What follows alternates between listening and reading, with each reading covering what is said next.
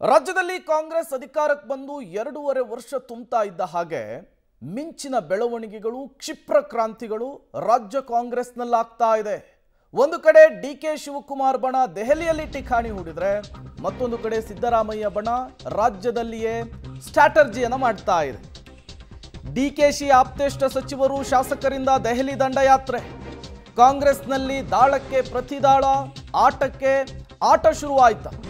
ಇತ್ತ ಸಿಎಂ ಸಿದ್ದರಾಮಯ್ಯ ಬಣದಿಂದ ಪ್ರತ್ಯಸ್ತ್ರ ಪ್ರಯೋಗವಾಗ್ತಾ ಇದೆ.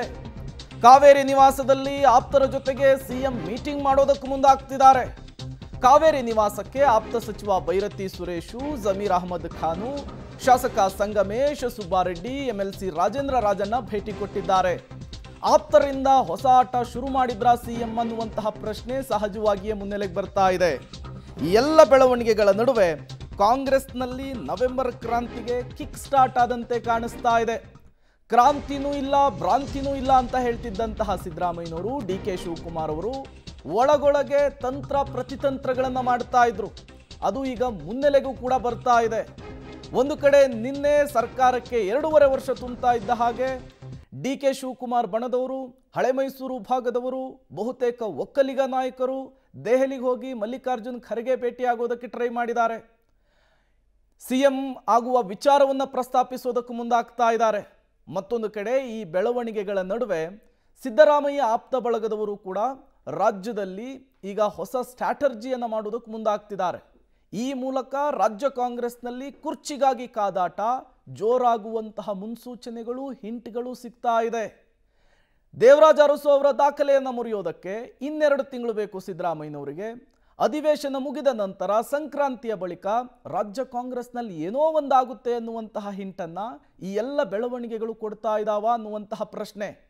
ಒಂದು ಕಡೆ ಸಿಎಂ ಸಿದ್ದರಾಮಯ್ಯನವರ ಆಪ್ತರಿಂದ ಸಭೆ ಆದರೆ ಮತ್ತೊಂದು ಕಡೆ ಸಿಎಂ ಡಿಕೆ ಶಿವಕುಮಾರ್ ಆಪ್ತರಿಂದ ದೆಹಲಿ ಪರೇಡ್ ಆಗಿದೆ.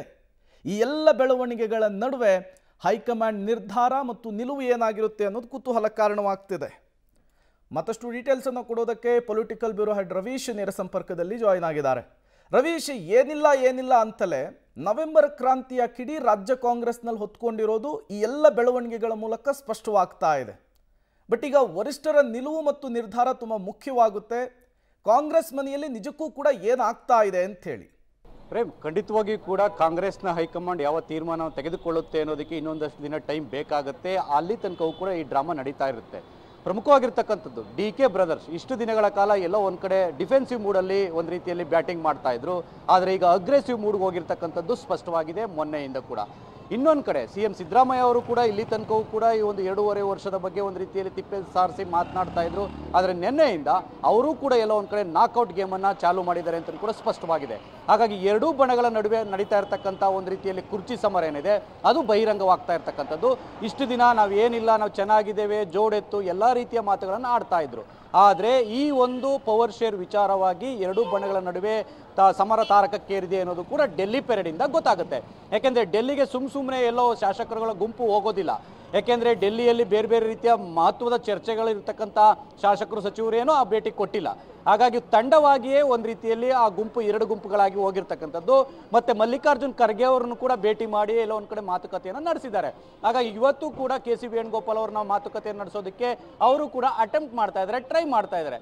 ಹಾಗಾಗಿ ಸಿಎಂ ಸಿದ್ದರಾಮಯ್ಯ ಅವರು ಕೂಡ ಸುಮ್ಮನೆ ಏನು ಕೂತ್ಕೊಳ್ಳೋದಿಲ್ಲ. ಯಾಕೆಂದರೆ ನಿನ್ನೆಯಿಂದಲೇ ಸ್ಪಷ್ಟವಾಗಿ ಸಂದೇಶವನ್ನು ರವಾನೆ ಮಾಡಿದ್ದಾರೆ. ಅಂದರೆ ಫುಲ್ ಟರ್ಮ್ ಸಿಎಂ ಬಗ್ಗೆ ಚರ್ಚೆ ಅನವಶ್ಯಕ.